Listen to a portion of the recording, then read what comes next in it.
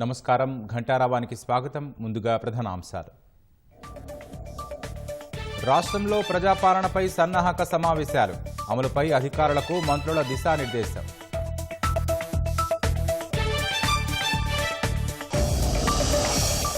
రేపు జరగనున్న సింగరేణి ఎన్నికలకు సర్వం సిద్ధం, ఇబ్బందులు తలెత్తకుండా యాజమాన్యం చర్యలు.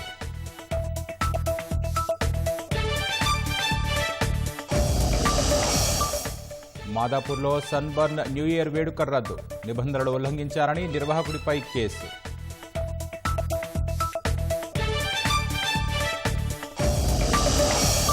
ఆదిలాబాద్లో ఇంట్లోకి చొరబడి వ్యక్తి దారుణ హత్య, ఆస్తి తగాదాలే కారణమని భావిస్తున్న స్థానికులు.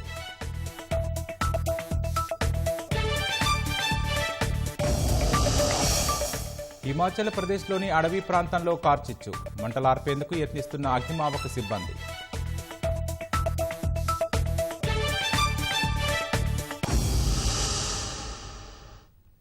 రాష్ట్రంలో ప్రభుత్వం ప్రతిష్టాత్మకంగా చేపట్టిన ప్రజాపాలన కార్యక్రమాన్ని పకడ్బందీగా నిర్వహించేందుకు ఏర్పాట్లు జరుగుతున్నాయి. మంత్రులు, శాసనసభ్యులు జిల్లాలో పర్యటిస్తూ అధికార యంత్రాంగానికి దిశానిర్దేశం చేస్తున్నారు. ఖమ్మం కలెక్టరేట్లోని అధికారులతో జిల్లా ఇన్ఛార్జ్ మంత్రి కోమటిరెడ్డి వెంకటరెడ్డితో పాటు మంత్రులు పొంగులేటి శ్రీనివాసరెడ్డి, తుమ్మల నాగేశ్వరరావు సమావేశమయ్యారు. ఖమ్మం, భద్రాద్రి జిల్లాల్లో ప్రజాపాలన అమలుపై అధికారులకు మంత్రులు దిశానిర్దేశం చేశారు. అధికారులంతా సమన్వయంతో పనిచేస్తూ ప్రజల సమస్యలు తీర్చే విధంగా కృషి చేయాలని సూచించారు.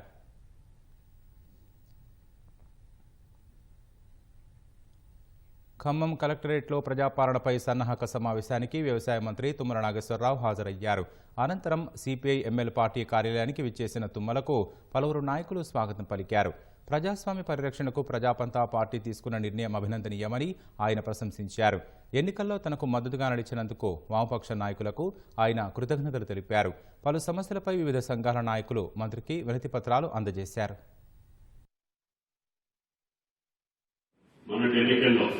మీరు ఇప్పుడున్నటువంటి పరిస్థితుల్లో ప్రజాస్వామిక పాలన కావాలని గత ప్రభుత్వాన్ని మనందరం కూడా ఆలోచన చేసిన తర్వాతనే మీరు ఆ నిర్ణయం తీసుకొని ఇదే హాల్లో నాకు ప్రకటించిన సందర్భం నేను ఎప్పటికీ మర్చిపోనని చెప్పి కూడా ఈ సందర్భంగా మీ పార్టీ మూల సూత్రాలకు కూడా ఒక భిన్నమైనప్పటికీ ఈ రాష్ట్రం యొక్క అవసరం కోసం మీరు తీసుకున్నటువంటి నిర్ణయాన్ని నేను ఎప్పుడు కూడా గుర్తుపెట్టుకొని భవిష్యత్తులో అదే రకంగా ముందుకు వెళ్తానని చెప్పి విజ్ఞప్తిస్తూ మీరు నాకు ఇచ్చినటువంటి సహకారానికి మనస్ఫూర్తిగా ధన్యవాదాలు తెలియజేస్తా.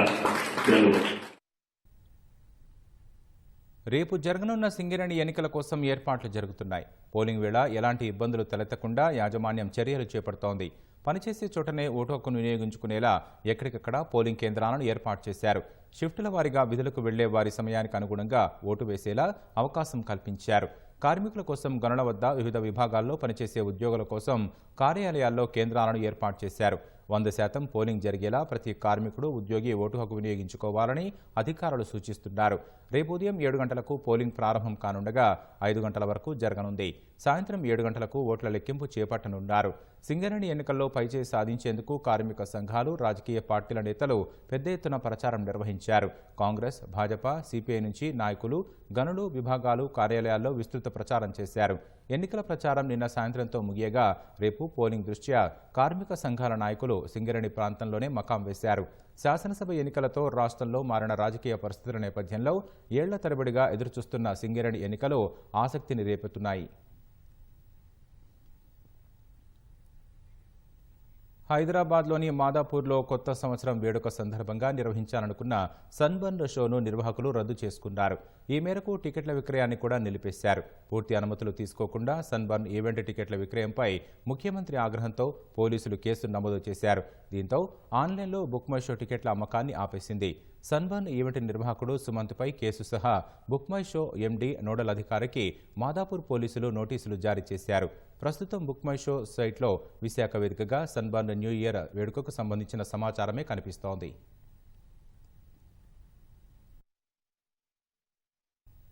ఆదిలాబాద్ జిల్లా ఇచ్చోడలో దారుణం చోటు చేసుకుంది. ఇంట్లోకి చొరబడిన దుండగులు ఓ వ్యక్తిని అతి కిరాతకంగా హత్య చేశారు.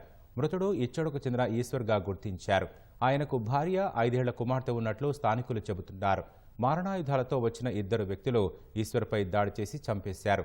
రక్తపు మడుగులో కుప్పకూలిన ఈశ్వర్ ఘటనా స్థలిలోనే ప్రాణాలు కోల్పోయాడు. ఆస్తి తగాదాలతోనే దుండగులు ఈశ్వర్ను చంపేసినట్లు స్థానికులు ఆరోపిస్తున్నారు. హత్య అనంతరం నిందితులు పోలీస్ స్టేషన్లో లొంగిపోయినట్లుగా తెలుస్తోంది.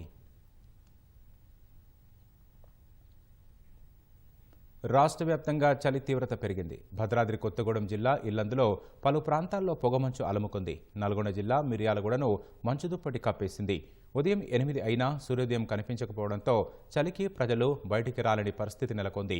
సిద్దిపేట జిల్లా దుబ్బాక నియోజకవర్గంలో పొగమంచు భారీగా అలుముకుంది. దీంతో వాహనాల రాకపోకలకు తీవ్ర అంతరాయం ఏర్పడింది. దట్టమైన పొగమంచు కారణంగా వరంగల్, ఖమ్మం జాతీయ రహదారిపై వాహనదారుల ప్రయాణాలకు తీవ్ర ఆటంకం ఏర్పడుతోంది.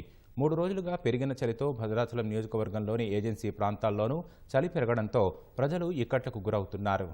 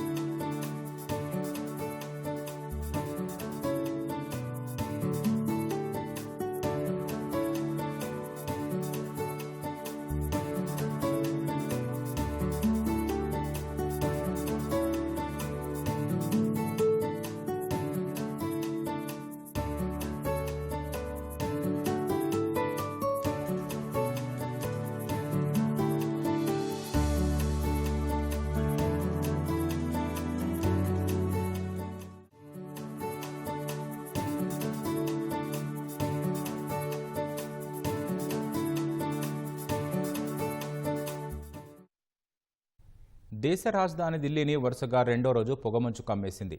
దట్టమైన పొగమంచు కారణంగా ఢిల్లీలో విమాన సర్వీసుల రాకపోకలకు ఆలస్యం ఏర్పడుతోంది.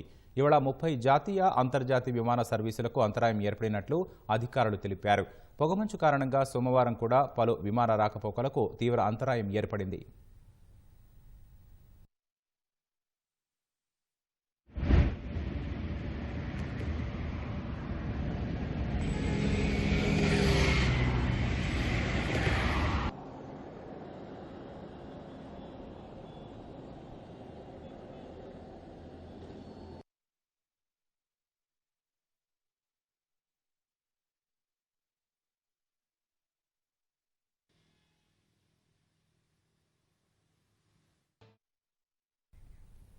హిమాచల్ ప్రదేశ్ కులులోని పట్లికుహాల్ అటవీ ప్రాంతంలో కార్చిచ్చు చెలరేగింది. మంటలు అంతకంతకు వ్యాపిస్తున్నాయి. కార్చిచ్చు కారణంగా భారీగా పొగలు వెలువడుతున్నాయి. ఇప్పటికే పెద్ద ఎత్తున అటవీ ప్రాంతం కాలి బూడిదైనట్లు తెలుస్తోంది. కార్చిచ్చుకు గల కారణం తెలియాల్సి ఉందన్న అధికారులు మంటలార్పేందుకు అగ్నిమాపక సిబ్బంది తీవ్రంగా యత్నిస్తున్నట్లు చెప్పారు.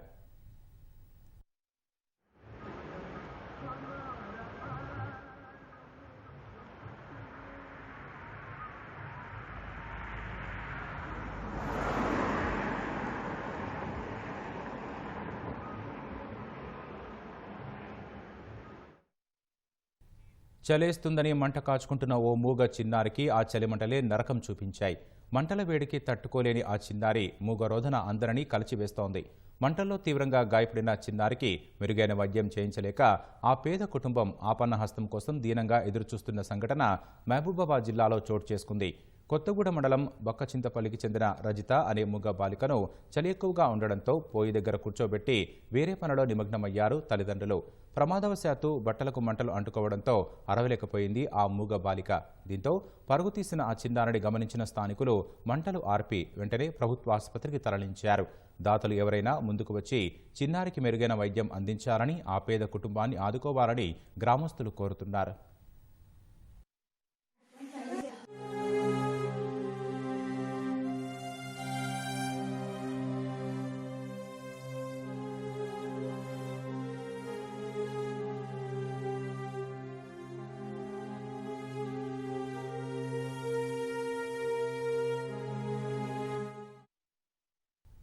హైదరాబాద్లోని పార్టీ కార్యాలయంలో భాజపా రాష్ట్ర అధ్యక్షుడు కిషన్ రెడ్డి మీడియాతో మాట్లాడుతున్నారు. ప్రత్యక్ష ప్రసారం ద్వారా చూద్దాం. ఆ సమావేశంలో జాతీయ అధ్యక్షులు జగత్ ప్రకాష్ నడ్డా గారు, ప్రధానమంత్రి శ్రీ నరేంద్ర మోడీ గారు, అమిత్ షా గారు అనేక విషయాలపైన ఇటీవల జరిగినటువంటి శాసనసభ 5 రాష్ట్రాల ఎన్నికలపైన సమీక్ష, అదేవిధంగా భవిష్యత్తు పార్లమెంట్ ఎన్నికలకు సంబంధించినటువంటి కార్యాచరణ ప్రణాళిక పైన చర్చించడం జరిగింది. అందులో నిర్ణయంలో భాగంగానే తెలంగాణ రాష్ట్ర స్థాయి విస్తృత స్థాయి నాయకుల సమావేశం 28 జరపాలని నిర్ణయించడం జరిగింది. ఈరోజు తెలంగాణలో కూడా అన్ని వర్గాలలో ఒక చర్చ జరుగుతూ ఉంది. భారతీయ జనతా పార్టీకి, నరేంద్ర మోడీ గారికి సానుకూలమైనటువంటి చర్చ. గత ఎన్నికలప్పుడు కూడా, శాసనసభ ఎన్నికలప్పుడు కూడా చాలా మంది గ్రామీణ స్థాయిలో ఉన్నటువంటి ఓటర్లు కానీ, ప్రజలు కానీ, అన్ని వర్గాల ప్రజలు కూడా ఎన్నికల్లో మీకు ఓటు వేయకపోయినా వచ్చే పార్లమెంట్ ఎన్నికల్లో ఢిల్లీ ఓటు నరేంద్ర మోడీ గారికే, ప్రధానిగా ఓటు నరేంద్ర మోడీ గారికే అనేటువంటి విషయము చాలా స్పష్టంగా అన్ని వర్గాల ప్రజలు చెప్పారు. ఈరోజు ఎన్నికలు ఎప్పుడు వస్తాయా, మోడీ గారికి మద్దతు ఇవ్వాలి అనేటువంటి ఆలోచనతో తెలంగాణ ప్రజలు కూడా దేశ ప్రజలతో సహా ఎదురు చూస్తున్నారు. 5 రాష్ట్రాల ఎన్నికల్లో చాలా మంది, రాహుల్ గాంధీ గారు కావచ్చు, మిగతా అనేక మంది నాయకులు ఇది పార్లమెంట్ ఎన్నికలకు సెమీఫైనల్ అనేక రకాలుగా రెచ్చగొట్టేటువంటి ప్రయత్నం చేశారు. కానీ ఈరోజు మేము వాళ్ళు సెమీఫైనల్ అన్నప్పటికీ మేము ఏమనకపోయినా కూడా ప్రజలు యూపీఏ భాగస్వామ్య పక్షాలు చేసినటువంటి సవాలును ప్రజలు స్వీకరించారు. ప్రజలు స్వీకరించి 2 రాష్ట్రాల్లో కాంగ్రెస్ పార్టీ ప్రభుత్వాన్ని కూలదోసి భారతీయ జనతా పార్టీకి పట్టం కట్టారు. భారతీయ జనతా పార్టీ అధికారంలో ఉన్నటువంటి మధ్యప్రదేశ్లో నభూతో నా భవిష్యత్ అనే విధంగా మెజార్టీ, అత్యధికమైనటువంటి మెజార్టీ రికార్డు స్థాయిలో మధ్యప్రదేశ్లో బీజేపీకి ఇవ్వడం జరిగింది. ఆ రకంగా పార్లమెంటు సెమీఫైనల్ అన్నటువంటి కాంగ్రెస్ వారి మిత్రపక్షాలు చేసిన సవాలును ప్రజలు స్వీకరించి ఈరోజు తమ స్పందన వ్యక్తం చేయడం జరిగింది. పార్లమెంట్ ఎన్నికలతో ముడిపెట్టకపోతే అది వేరే రకంగా ఉండేనేమో, కానీ ఈరోజు పార్లమెంట్ ఎన్నికల్లో ముడిపెట్టతోటి ప్రజలు ఈ దేశానికి మోడీ గారే కావాలి, ప్రధానిగా ఆయననే ఉండాలి, వారి నేతృత్వంలోనే దేశం ముందుకెళ్తుంది, మోడీ గారి నేతృత్వంలోనే దేశం అభివృద్ధి చెందుతుంది, అవినీతి రహితమైనటువంటి పరిపాలన, కుటుంబ సభ్యుల జోక్యం లేనటువంటి పరిపాలన, ఒక ప్రజా పరిపాలన దేశంలో రాబోతుందనే విషయాన్ని ఈ సందర్భంగా మనవి చేస్తా ఉన్నాను. ఖచ్చితంగా నరేంద్ర మోడీ గారు అద్భుతమైనటువంటి మెజార్టీతో ఎవరు ఊహించని విధంగా హ్యాట్రిక్ సాధించబోతున్నారు. తెలంగాణలో కూడా ఇప్పటికే ప్రజలు నిర్ణయించుకున్నారు. తెలంగాణలో కూడా డబుల్ డిజిట్తో మెజార్టీ స్థానాలు భారతీయ జనతా పార్టీ కైవసం చేసుకుంటుంది. మీకు ప్రజలకు అందరికీ తెలుసు, 2018లో జరిగినటువంటి పార్లమెంట్ ఎన్నికల్లో, శాసనసభ ఎన్నికల్లో భారతీయ జనతా పార్టీకి 6.8% ఓటు రావడం జరిగింది. ఒకే ఒక్క స్థానాన్ని మేము గెలవడం జరిగింది. కానీ అదే 3 నెలల తర్వాత, 100 రోజుల తర్వాత జరిగినటువంటి పార్లమెంట్ ఎన్నికల్లో 19% ఓట్లతో మా సొంతంగా 4 పార్లమెంటు స్థానాలు ఆ రోజు గెలవడం జరిగింది. 2018, 2019కి ఈ రోజుకు తేడా ఉంది. ఈరోజు స్పష్టంగా ప్రతి గ్రామంలో, ప్రతి ఇంట్లో దేశ ప్రధానమంత్రి గారు నరేంద్ర మోడీ గారి పట్ల ఒక సానుకూలమైనటువంటి చర్చ ఉంది. నరేంద్ర మోడీ గారి పనితీరు పట్ల ప్రజలు ఒక సానుకూలమైనటువంటి స్పందన వ్యక్తం చేస్తా ఉన్నారు. ప్రస్తుత దేశ పరిస్థితుల్లో నరేంద్ర మోడీ గారే మళ్ళీ ప్రధానిగా ఉండాలని అన్ని వర్గాల ప్రజలు దేశంలో కోరుకుంటున్నారు. అన్ని ప్రాంతాల ప్రజలు కోరుకుంటున్నారు. కాబట్టి 2018-19 ఎన్నికలు పోల్చి చూసినట్లయితే 2019లో వచ్చినటువంటి 4 సీట్లు ఏదైతే 100 రోజుల్లో ఏదైతే తెలంగాణలో మార్పు కనిపించిందో, ఈసారి అద్భుతమైనటువంటి స్పందన నరేంద్ర మోడీ గారి నాయకత్వంలో తెలంగాణ రాష్ట్రంలో కూడా వస్తుంది. ఆ యొక్క కార్యాచరణ ప్రణాళికతోటే మేము 28 నాడు నుంచి ముందుకెళ్తాం. ఇప్పటికే అన్ని జిల్లాలలో సమీక్ష సమావేశాలు నిర్వహిస్తా ఉన్నాం. ఈరోజు ఉమ్మడి రంగారెడ్డి జిల్లాకు సంబంధించినటువంటి సమీక్ష సమావేశాలు కూడా నేను స్వయంగా పాల్గొంటున్నాను. రేపు హైదరాబాద్ పార్లమెంట్కి సంబంధించినటువంటి సమావేశాలు రేపు నేను పాల్గొంటాను. ఈ రకంగా తెలంగాణలో ఉన్నటువంటి అన్ని శాసనసభ నియోజకవర్గాల్లో శాసనసభ స్థాయిలో సమావేశాలు పూర్తి చేసుకున్నాం. వచ్చేటువంటి పార్లమెంట్ ఎన్నికలకు పూర్తిగా పార్టీ యంత్రాంగాన్ని సిద్ధం చేసేటువంటి ప్రయత్నం చేస్తా ఉన్నాం. ఆ దిశలోనే ఈరోజు పార్టీకి సంబంధించినటువంటి పోలింగ్ బూత్ స్థాయి నుంచి సమావేశాలు మళ్ళీ నిర్వహించడం కోసం మండల కమిటీలను మరింతగా పటిష్టం చేసుకోవడం కోసం ఒక కార్యాచరణ ప్రణాళికతో జనవరి అంతా కూడా సంస్థాగతంగా పార్టీని పటిష్టం చేసేటువంటి కార్యక్రమం చేపడతాం. అనేక మంది కొత్త యువత ఈరోజు తెలంగాణలో ఉన్నటువంటి మారిన రాజకీయ పరిస్థితుల నేపథ్యంలో భారతీయ జనతా పార్టీ వైపు చూస్తూ ఉన్నారు. ఆ యువతనంతా కూడా బీజేపీ హక్కున చేర్చుకొని వారందరినీ కూడా వచ్చేటువంటి పార్లమెంట్ ఎన్నికల్లో మోడీ గారి ప్రభుత్వం మూడోసారి మళ్ళీ అధికారంలో రావడం కోసం అన్ని రకాల సహాయ సహకారాలు ఆ యొక్క యువత ద్వారా భారతీయ జనతా పార్టీ సేవలు తీసుకుంటుంది. మహాలక్ష్మి పథకం ప్రభావంతో ఆర్టీసీ బస్సులు కిటకిటలాడుతున్నాయి. ఉచిత బస్సు ప్రయాణంతో కొన్ని డిపోలు 100% ఆక్యుపెన్సీ రేషియో దాటిపోయాయి. ఆర్టీసీ బస్సుల్లో సుమారు 70% వరకు మహిళలే ప్రయాణిస్తున్నట్లు అధికారులు వెల్లడించారు. బస్సులో డబ్బులు పెట్టి టికెట్ కొంటున్న పురుషులు సీట్లు లేక ఇబ్బంది పడుతున్నారు. తమ సమస్య పరిష్కరించాలని ఆర్టీసీ యాజమాన్యానికి ఫిర్యాదు చేస్తున్నారు. పురుష ప్రయాణికులు ఆర్టీసీకి దూరం కాకుండా తీసుకోవాల్సిన చర్యలపై అధ్యయనం చేసేందుకు ఆర్టీసీ ఓ కమిటీ ఏర్పాటు చేసింది. రాష్ట్రంలోనే అతిపెద్ద ప్రజా రవాణా వ్యవస్థ ఆర్టీసీ. రాష్ట్ర వ్యాప్తంగా ఆర్టీసీకి 9,000కు పైగా బస్సులు ఉన్నాయి. సంస్థలో 50,000కు పైగా ఉద్యోగులు ఉన్నారు. ఆర్టీసీ బస్సులు సుమారు 10,000 గ్రామాల్లో 35 లక్షల కిలోమీటర్ల వరకు నిత్యం ప్రయాణిస్తుంటాయి. దాదాపు 45 లక్షల మందిని ప్రతిరోజు వారి గమ్యస్థానాలకు చేర్చుతున్నాయి.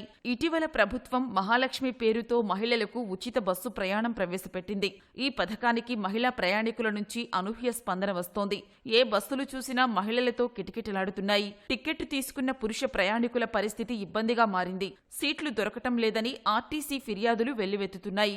టికెట్లు కొన్నా నిలబడే ప్రయాణించాల్సి వస్తోందని కొందరు ప్రయాణికులు కండక్టర్లతో వాగ్వాదానికి దిగుతున్నారు. కరవుమంటే కప్పకు కోపం, విడువమంటే పాముకు కోపం అన్నట్లుగా కండక్టర్ల పరిస్థితి తయారైంది. తమ బాధల్ని కండక్టర్లు కూడా ఉన్నతాధికారుల దృష్టికి తీసుకెళ్లారు.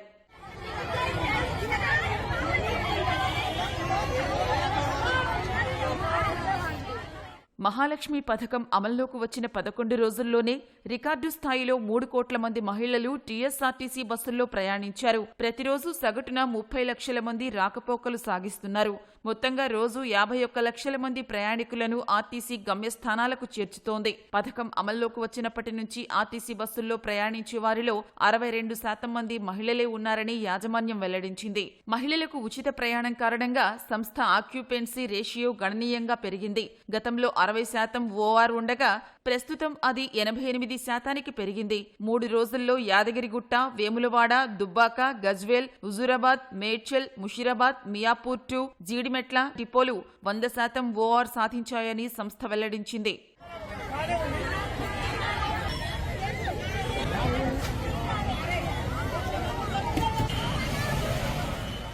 పురుష ప్రయాణికులు సంస్థకు దూరం కాకుండా ఎలాంటి చర్యలు తీసుకోవచ్చనే అంశంపై ఆర్టీసీ యాజమాన్యం ఉన్నతాధికారులతో కమిటీ చేసింది. ఆ కమిటీ ఏ సమయాల్లో ఎక్కువ మంది ప్రయాణిస్తున్నారు, ఏ రూట్లలో ఎక్కువ మంది ప్రయాణిస్తున్నారు, ఆయా రూట్లలో మహిళలకు ప్రత్యేక బస్సులు కేటాయిస్తే ఎలా ఉంటుంది, వృద్ధులు, వికలాంగులకు ఏ విధంగా సీట్లు కేటాయింపు చేయాలి తదితర అంశాలపై అధ్యయనం చేస్తోంది. కొత్త బస్సులను సమకూర్చుకోవడంపైన ఆర్టీసీ దృష్టి సారించింది. ఇప్పటికే 350 అద్దె బస్సులకు నోటిఫికేషన్ ఇచ్చింది. అవి త్వరలోనే వచ్చే అవకాశాలు ఉన్నాయి. కొత్త బస్సులు అందుబాటులోకి వస్తే సమస్య పరిష్కారం అవుతుందని అంచనా వేస్తున్నారు. హైదరాబాద్ అమీర్పేట గురుద్వారా వద్ద ఏర్పాటు చేసిన వీర్ బాల దివస్ ర్యాలీని కేంద్ర మంత్రి కిషన్ రెడ్డి ప్రారంభించారు. అనంతరం గురుద్వారాను సందర్శించిన మంత్రి ప్రత్యేక పూజలు నిర్వహించారు. ఈ సందర్భంగా సిక్కుల గురువు గురు గోవింద్ సింగ్ కుమారుల త్యాగాలను కిషన్ రెడ్డి గుర్తు చేసుకున్నారు.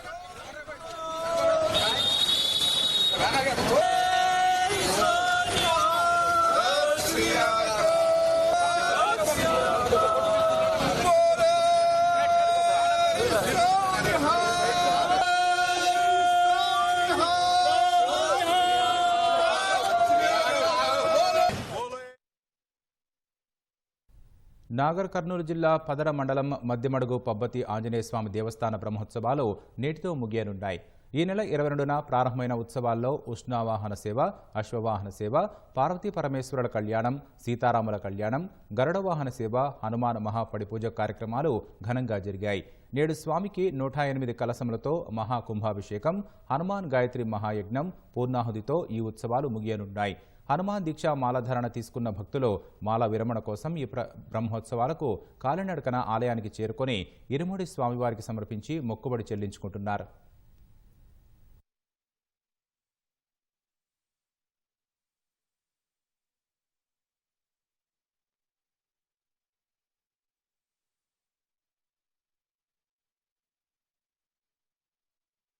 మానవ అక్రమ రవాణా జరుగుతుందని వచ్చిన ఫిర్యాదులతో విచారణ కోసం ఫ్రాన్స్లో నిలిపివేసిన రొమేనియా విమానం ఇవాళ వార్టీ విమానాశ్రయం నుంచి 276 మంది ప్రయాణికులతో ముంబైకి చేరుకుంది.